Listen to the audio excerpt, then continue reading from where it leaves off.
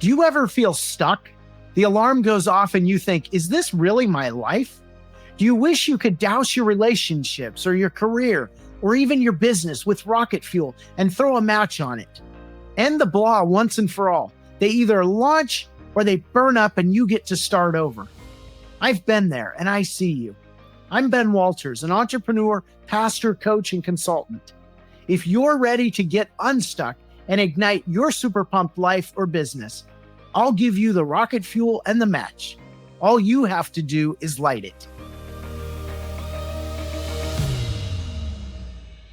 If you've ever thought about starting a business but dismissed the idea because you're too young or you're not experienced enough, think again.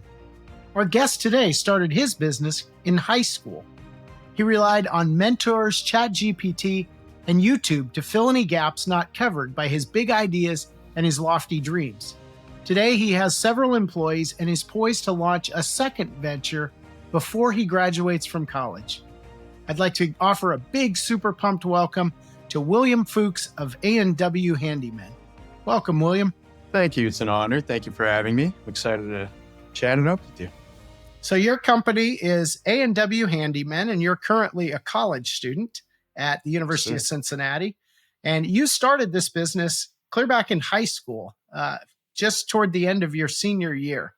Now, what in the world prompted you when everybody else was doing senior ditch day and thinking about how much fun they were going to have before college? What prompted you to start your own business at that point? Yeah, so I've never the idea of just working a job for a company has never really been appealing to me, never really even a consideration for me. I've always just sort of been doing my own thing. I want to do this. I know it's going to work. I try my whole effort and then I just keep on going. So I really like being sort of that independent aspect of working for myself and being able to schedule everything out, see it all work out and plan accordingly, and then see it just happen. It's really exciting. Just, the thrill of it. Yeah. All so you of it, the whole building things then, it sounds like. Yes, sir. What yes, you sir. like to do. But through that period, you also had regular jobs, right? Yeah. So I was working as a busser over at Prima Vista and then all these other little side jobs I can't even remember at this point. But it's like basketball score clock, go do a yard for this guy, go do yard work for that guy, go go work for my uncle. Yeah. A little bit of everything. I always keep myself busy. Right. That was a big key. Always Yeah. keep the ball rolling. That's huge. Well, and so when you started A&W, though, you went in with a partner, Ashton Hannah. And Yes, tell sir. me a little bit about why you decided to partner up rather than go solo. Yeah, so I'll take you all the way back. So Ashton and I were really just sort of college students working at Prima Vista, nothing really, no budding idea yet of A&W Handyman. And then his dad's friend just asked him sort of on the side, hey, does your kid want to come rip up carpet for me? And Ashton was like, yeah, sure, I need money. And then he asked me if I wanted to join him. And I was like, yeah, let's do it. So we went over there to that house the next day and we pulled staples out of that floor until 1 a.m. Wow. That is a painstaking job. That is so we have not done carpet removal since. So that is no longer part of A&W's offered services. Okay. Yeah. I mean, for the right price, we'll do it, but don't it. But yeah. So that was that. And then from that job on, the guy sort of liked the work and the fact that we did it and all at one day, stayed till 1 a.m. So he just kept giving us jobs. And I was like, hey, this is sort of working out. We can make this something. So went and got the LLC organized and got everything official. And there we are. Wow. That's impressive.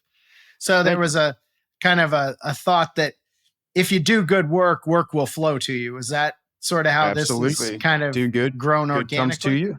Uh-huh. Mm-hmm. And has a lot of your business grown through word of mouth, through you did good work for this person and then they tell a friend or a neighbor? How have you grown the business? Yeah, so a lot of our sort of referrals are within this little realtor network that we have. We have one main realtor. Her name's Liv Hines. She's awesome.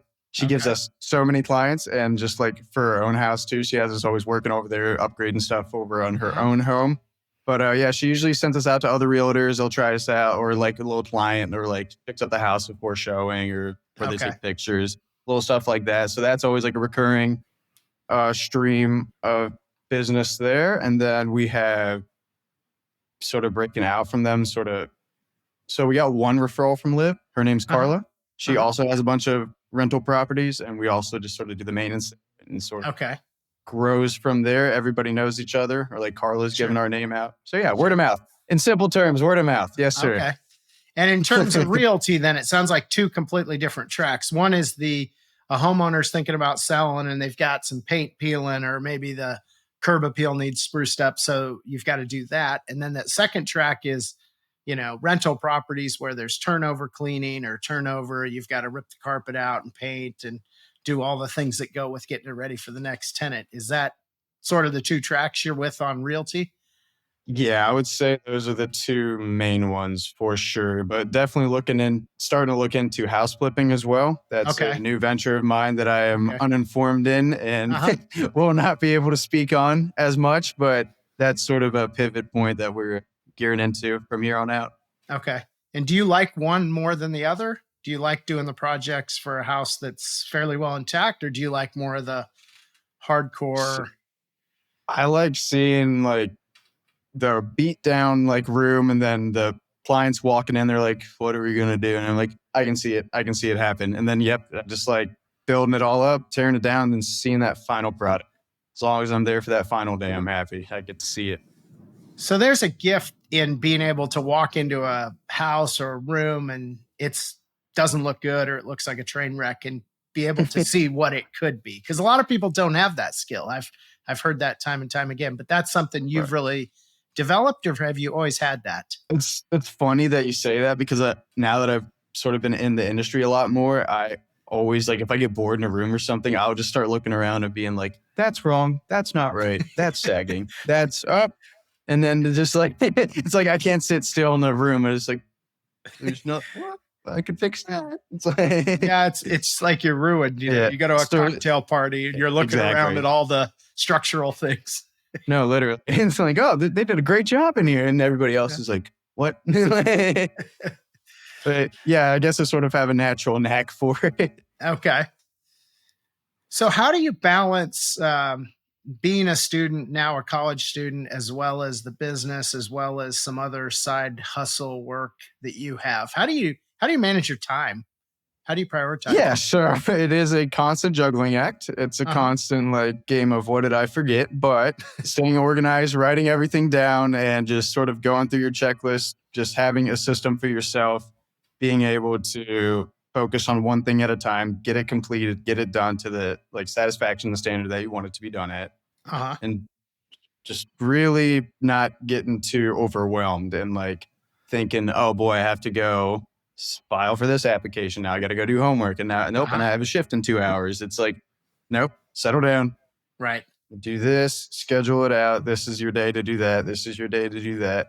Or like with school, I'm technically a full-time student, but what I like to do is as soon as those classes open, like the first hour I'm on there looking at all the online classes. So I get my spot in the online classes, then I don't have to be physically present. I can still get all my work done when I have time to do it, usually 10 p.m. But yeah, it's a little more conducive to my schedule then. So sort of picking and choosing, figuring out what works. That's not working. Or I'm ending up too tired. I can't focus. Got to make change. Sort of going along. Have you ever been on a job site where you had to go out to your car and log into a class, or go into an empty room and just sit there for an hour in the dust? Or yeah, I've got a funny story about that actually. So my class last semester with Alex Burkhardt, it was called Intro to Innovation. My favorite class by far, best professor I've ever had. The guy's like a little entrepreneur wizard. Like he's awesome. He makes sure all the kids are involved. Like he wants you to like really apply the concepts that he's teaching you and just sort of get engaged with him. Love him. Alex Burkhardt's amazing. But with his class, I lost my train of thought there. You're talking about class on a job site, I think. Yes, sir. Perfect. Yeah. So the final project, we were Team Chipotle. It was me and 4 other people. We were presenting an idea to Chipotle to make the chip bags. You know how they're real tall. You got to like get your hand in there. The bag gets all crumpled. We proposed making a perforation along the bag and you can just rip it along because most people already just rip the bag anyway. Yeah. And it might explode because they ripped it wrong. But yeah, so we presented that idea to them, just a little perforation in the bag. I emailed the a C-suite executive from Uh-huh. Chipotle. He was the head of innovation there at 10 p.m. on Thanksgiving evening, and he responded 20 minutes later. Wow. That's Yeah. impressive. So just sort of shot in the dark. And then Uh-huh. I was, hey, I'm a UC student. I'm working on this innovation for Chipotle. I'd love for you to just take a look at it. Tell me what you think. We'll talk to you at the group. He was like, yeah, sounds good. Let's schedule a meeting. So that's what we did. Wow. So I got that meeting scheduled. Alex was real happy about that. So I did that part of the project. And we get to presentation day, and it's the same day as the meeting, but I completely forgot that the presentation was going to be before the actual meeting. So Oh. I just didn't show up. Oh no. I didn't show up to the final, Oh but no. luckily I did my part and I got Okay. that meeting. So I still got 100 on it. Alex Wow. saw the effort I applied and still gave me 100 on it. But yeah, then we had the meeting right afterwards. I'm like sitting there on the job site, like I just forgot class in this huge meeting. And then I'm like, oh no, this is in an hour too. So then, Oh I'm no. on site. I'm like, Barry, I got to go do a meeting with the innovation head of Chipotle. Wow. Yep, we'll run out there and then sit out there for half an hour. He did not love the idea, to be quite frank. But he's got his own little system going that Sure. they follow. Right. Sure. Wow. We did the meeting. We sat there for an hour, chopped it out, talked the idea over, sort of gave us like direction or explained how they like introduced new innovations into Chipotle, which I thought was super cool. They have like That a was little pretty test kitchen. insightful. Uh-huh. Yeah. They have a little test kitchen out in Santa Barbara where they try all the new like mechanisms. Okay. Like they're trying out a new automated Chipotle bolt system. So instead of a person putting in your ingredients, it goes, you select bowl, it goes under the counter, you pick what you want, it slides out, and then pops right back up with everything you want. I can tell them all about food robots if they'd like to know that. That whole side. I can go out to the innovation lab and give them a real master class in that one. So, I'm sure. Wow. Well, were you surprised when you texted the head of Chipotle's innovation at 10 at night that he responded so quickly? Or have you found in your experience so far that people are more responsive than you might have thought to help you out, So give you advice? that was sort of the like aha moment. Like, hey, these guys aren't as closed off as like you might think. Like Alex was really pushing that in class, giving us all the tools. Like you can find every email on this website or like every phone number on this website. And he was just really pushing the envelope, like reach out, just try. And I did, and it worked. And I was shocked. He responded 20 minutes later, nonetheless on Thanksgiving evening to an email. But yeah, I mean, that moment right there, I was like, okay, the key is just try it. Just try it, reach out, see what happens. You never know. Yeah. So, and what's the worst? They ignore it. You're no further back or forward than you were before. So why not? I think that's smart. So that's you got to sacrifice some humility and ego, I guess, to get denied, and it doesn't matter. So well, just keep trying. Somebody else. You're going to hear no a lot. That's just part of business and sales. So, yeah. So what have been some of the biggest challenges of trying to manage, class and entrepreneurship and, life outside of class, some semblance of a social life and balance? What have you found the most challenging?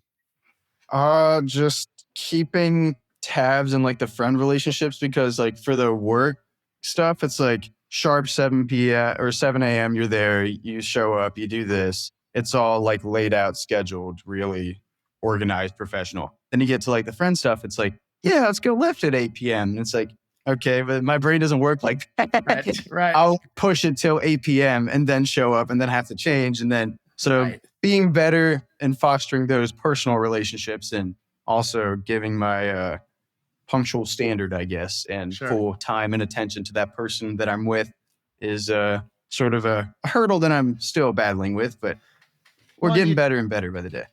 And in that period, you also had tried a couple of girlfriends. How is it managing a romantic relationship when you're that headlong into just the demands of everything you're juggling?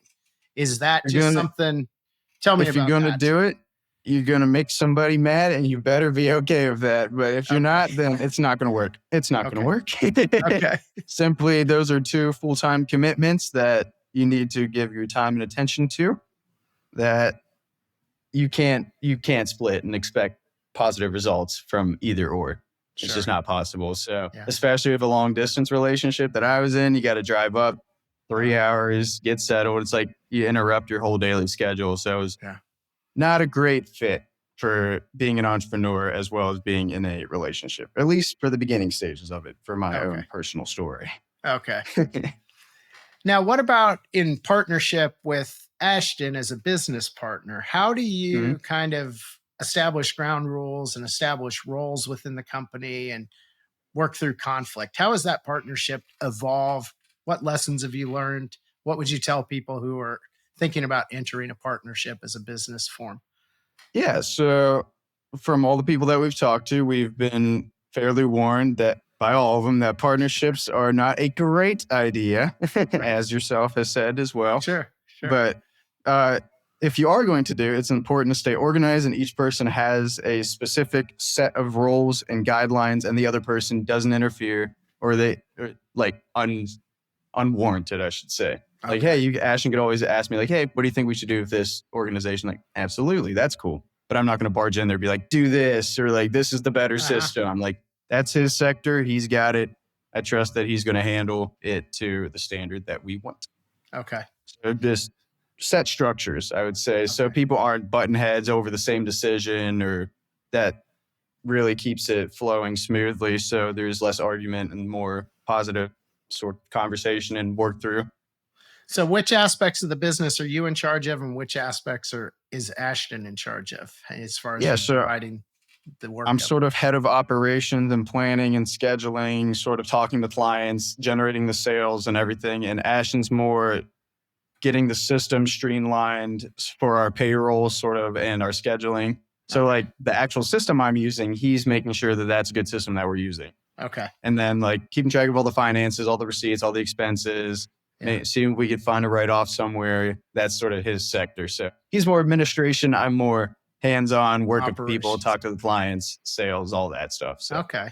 That makes yeah. sense. That's good. And Mhm. any points where you guys have been maybe on the more strategic side where you don't see eye to eye? And how do you handle that? If, let's say, there's a project and you want to go forward and he doesn't want to go forward, or vice versa, how do you work through Yes. conflict?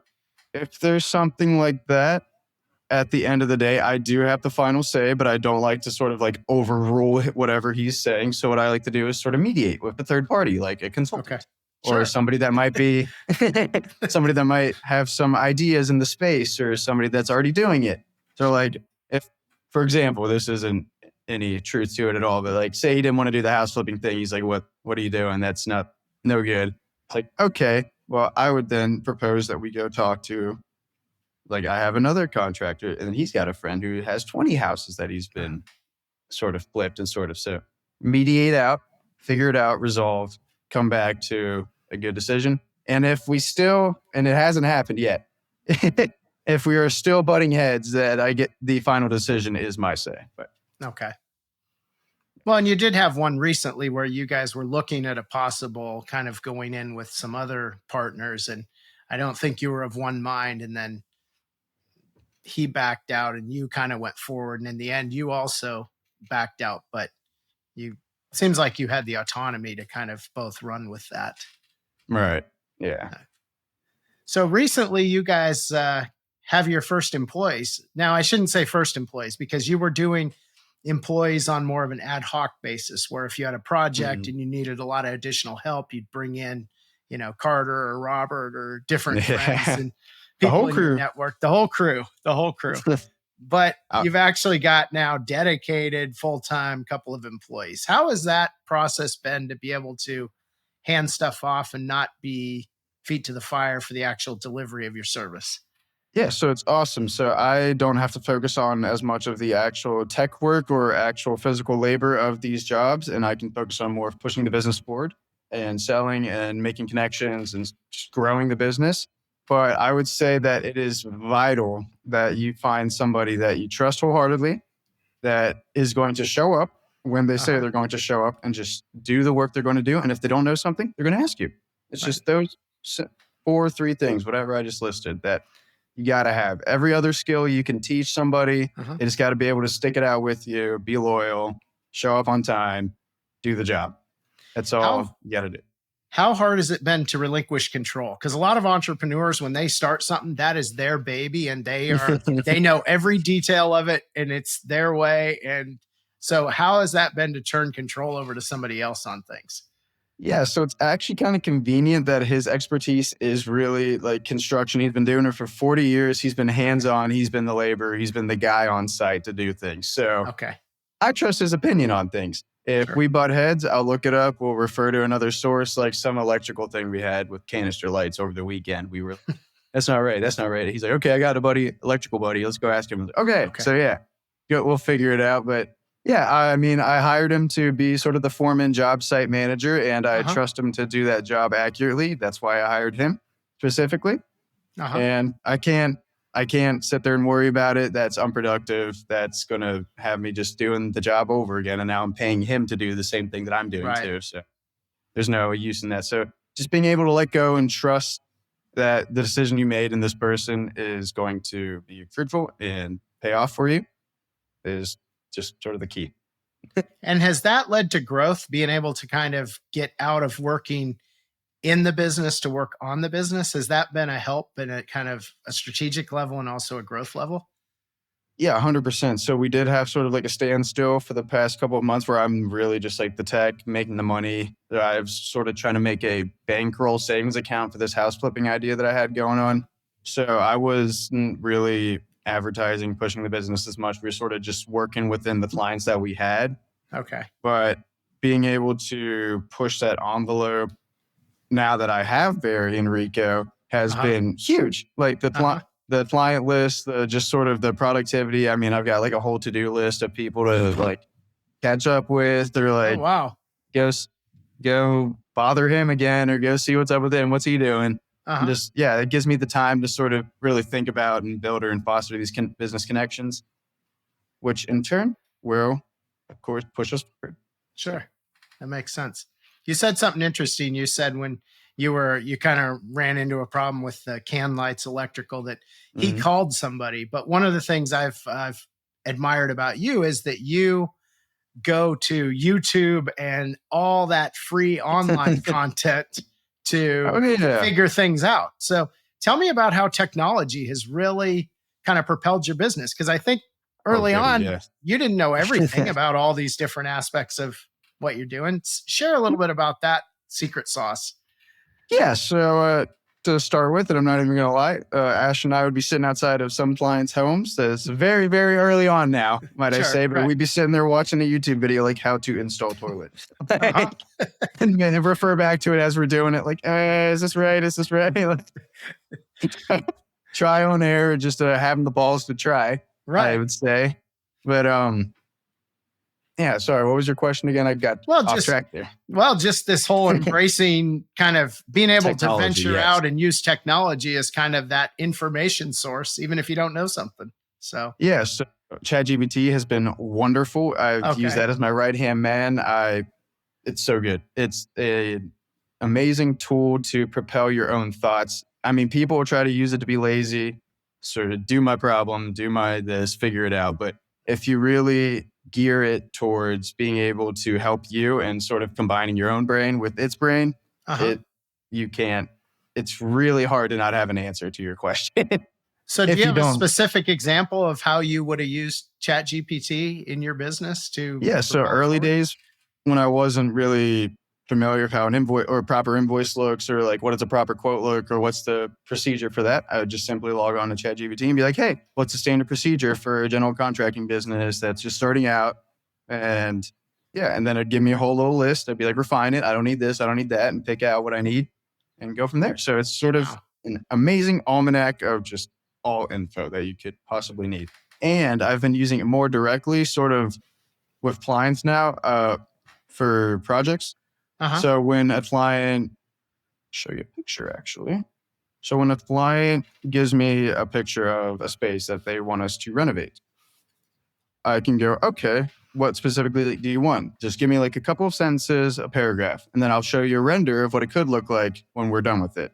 Wow. And that has been huge. Every time I've used this render, it's gotten the sale because they can see it. They see the old space. They see what it could look like.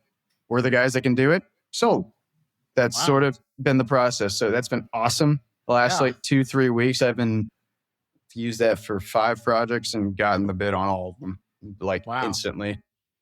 Okay, here's an example. But yeah, this lady wanted, Wow. it's not really going to show. That's cool. We can put it in the show notes, Yeah. though. We can put it in the show notes so do the that. listeners can check it out and see some Wonderful. of that. And we might be send able it to over put some to of you. your other projects too. So that's cool. I like that. I wanted you to talk a little bit about, so I'm going to kind of hit the rewind button a little bit. And you've been good friends with our son, Robert, for your entire life, and Yes, sir. grade school all the way through today. And so there was a point where I think it was during the pandemic, and you and Robert and some of the fellas got in some trouble over here. Just nothing too serious. And we won't get into the specifics. As teenagers do. Yes. As teenagers do. And so one of the things that came out of that, though, was all the parents sat down with the kids, myself, yourself, and your mom, and all the other parents. And your mom came down super hard on you. She assigned you 100 hours of, I think she called it community service, working in my businesses at the time, which was she looked up the official punishment and went with that. So I wanted to ask you, so you were assigned to work in our fast food, coffee shop, salad shop, even some of our new ventures over in some other cities. And you had to do 100 hours of that. And it was unpaid, which had to have stunk as a high school kid. But your mom wouldn't hear of letting me pay. Yeah. No, what are you talking? It was a blast, not a punishment at all. Right. I'm not going to let her have that satisfaction. Okay. Loved every second. I got 100 hours of experience. Yeah, Perfect. It wasn't a punishment. Right.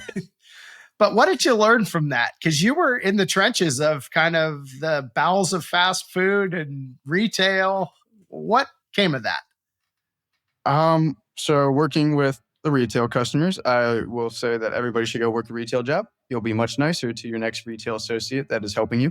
Okay. Yeah. If you ever have that problem. But that gave me sort of the retail side of things as well as back of the house things, or how you set everything up, because you had us going over to this church kitchen, sort of chopping up all the vegetables, put them in the containers, put them in the fridge, put them in the fridge and load them into the car. Make sure they stay cold on the drive over so nothing gets bad. Sure. Yeah. So backhand operations, sort of seeing how you plan to get to the final product of just having like a little salad bowl come out of the robot. Sure. So that was interesting. You see the final product, and then you also see each step to get to that final product. So sort of opening that horizon to you were making you think, like, you see that final product, but what's behind that, or what was the process to generate that? So I guess that experience sort of gave me that little real life experience. So yeah, I'm rambling on. Yeah. Well, it also seems like it motivated you to want to be your own boss, not to be doing retail fast food for somebody else. Sure. So yeah, that was a huge part of it. Because it wasn't long after that you launched A&W Handyman. So right. Yeah. For what that's worth. Well, I wanted to ask you also, I know you've tapped into technology in a big way, but you have also been humble enough to ask others for their expertise. And you talked about Chipotle reaching out, but even people within the industry, like I know you and I have talked and worked on some projects, as well as you talked about Alex and some of the guidance he's done. What would you say to young entrepreneurs as far as reaching out to others, mentors, outside consultants? How has that impacted your business and growth? I would say do it because you don't know anything. Okay. And just accept that. And that's okay. It's okay to not know anything. It's actually great because now you have this preformed mind of just being able to take all these pieces of what you like, what you don't like, go talk to somebody, and you get to form your own opinion based off of what everybody else has fed you. And you can't expect to sit there and have all the answers. You're just not going to sit there and seethe and boil over everything. Reach out. I mean, somebody's already done it. They save you the hour of thinking or whatever it is. And they might be able to help you. Oh, yeah. Why don't you just do that? Oh, well, thank you. And now you're moving on to the next step.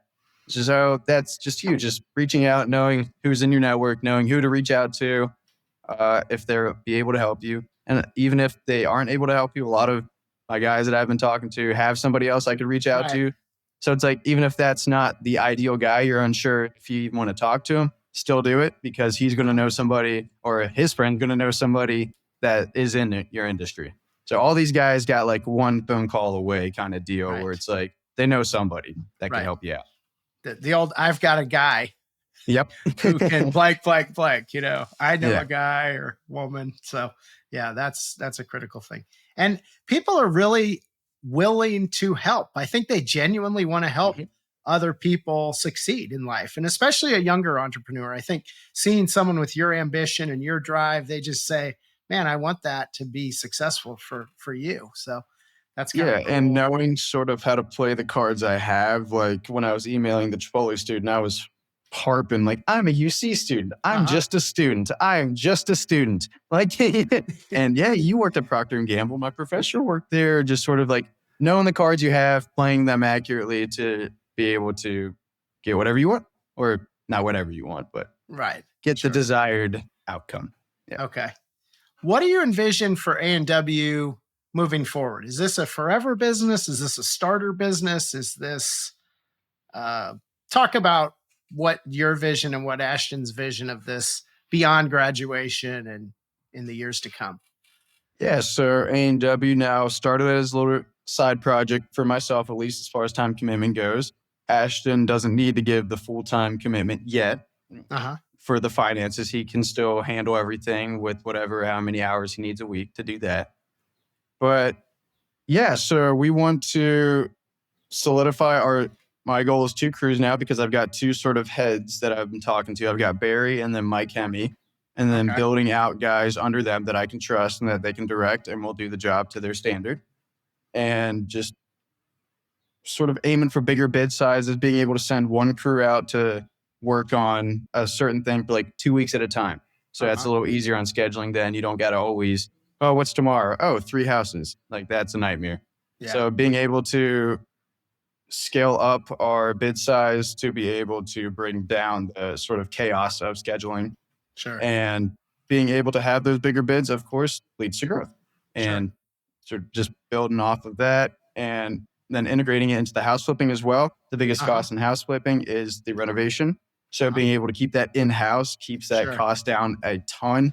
So whatever that profit is then from the actual house flipping, I still got to look into it. I haven't really Right. thought it out properly, but take that profit from there and push it into the next house or push it into the business or Right. go Well, on from there. it also allows you to keep your guys busy, even if you Mhm. may hit a lull in sales where you have a week where you just don't have anything, or it might be Thanksgiving week, let's say, and people just don't want a project going on in the middle of Thanksgiving with family home or visits or whatever. So being able to have that buffer to continue to keep them paid and then turn them back to the other projects is really valuable for your growth of both A&W as well as the house flipping, the way I would see it. Absolutely. Keeping So those guys busy and happy is my number one priority. Is yeah. A&W wouldn't be A&W if it weren't without them. So Well, I've also been impressed with you, and talk a little bit about this because you have a guarantee that if something isn't done to a customer's satisfaction, that you'll mhm. basically keep working on it and keep doing it until they're satisfied. And so talk about that and how that is kind of liberating, because you were saying sometimes Yeah. you're trying things, and I know we're going to say everything's perfect on this show, but sometimes things aren't perfect. And so, Right. how has that been for you to be able to fix things along the way and end up with happy customers? Yeah. So the guarantee sort of gives a peace of mind to our clients that you can hire us and we're not just going to leave you out hanging to dry like a lot of contractors do, Sure. where they'll get their money or they'll get their deposit and just they're out of there. Yeah. Well, so never done that. Never will do that. We will always show up when we say we show up. We will complete the job to your standard and satisfaction. And if it's not there, we'll work it out. We're either I can sub it out to somebody that is more expertise in that field. If it really comes to that, have yet to come to that, Right. but being able to just hash it out, talk it out, being civil. It's never like hey, what do you mean my work's bad? Like, okay, yeah, it's not to your standard. Absolutely, it's your space. I'm here to upgrade your space. That is my Sure. job to do. So upholding that mentality and pushing that onto the clients is just natural. It comes naturally. Okay. So it's not like an extra step or anything or like, oh, we got to call back. It's just a part of the process. If we didn't do something right, we will always come back and make sure it is right. Well, and structurally, it makes it easier for you if you're not the one delivering the work. If you've got Right. that layer of guys in between, because it is awkward if you're the solo entrepreneur and the job isn't to their specs and they've got to call Right. you, and you put on your owner hat saying, yeah, we'll be right back out. And then you I'll put be on back, your and then worker go hat put and on then the you shirt. drive out there in the truck. So Me yeah. again. It's you. Here I am. I guess you could send Ashton if worst came to worst, say, oh, my associate. Have you ever The done that details where are you slipping crisscross? me, but yeah, we've definitely done that where it's like, oh yeah, or I'll show up on a quote and they'll be like, well, what's the number? And I'll be like, I'm not the quote guy. It's actually But yeah, haven't had to do that too much, and that was all mainly early phase things. But we did definitely sort of delegate over if needed. Nice. Well, I ask all my guests this, but what are you super pumped about, either in life or in your business? What just jazzes you up, gets you excited, gets you ignited in life? The growth of the business, like I get a new partnership, or I connect with somebody new, or like, hey, I've got this new contractor that might work for me. That's awesome. That gets me excited. That's like great. That gets me going for the next day. Okay, what's the next step after that? Okay, I have him set up. He's going to start working for me. Okay, awesome. I just completed that. It's like a little check mark in my brain. Uh-huh. I love it. It's just like being able to wake up and work towards something that is my own and know that it's good work, and I'm proud of it. So Nice. waking up, being proud of the work you're doing, what you're doing every single day is important, and Nice. keeps you motivated, keeps you going. That's awesome. Couldn't do it if I wasn't. Well, you have a lot to be proud of. You have built a really great business in a very short time, juggling a lot of other challenges and seemingly still doing it with a smile. So congratulations, Yes, sir. William. And thank you for joining us on the Super Pump podcast today. Absolutely. Thank you. Super pumped to be here.